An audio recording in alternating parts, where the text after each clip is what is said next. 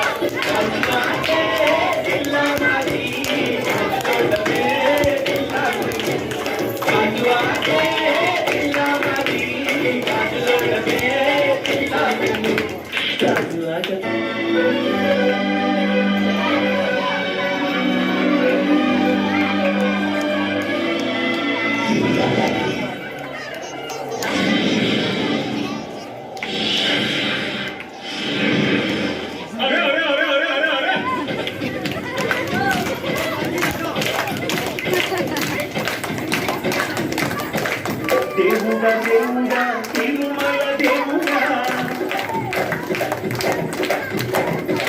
చూడరా చూడరా కళ్ళు విప్పి చూడరా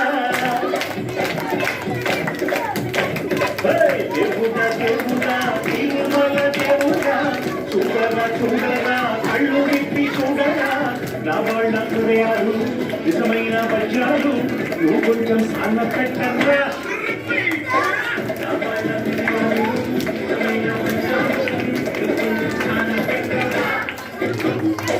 శక్తులన్నీ వచ్చి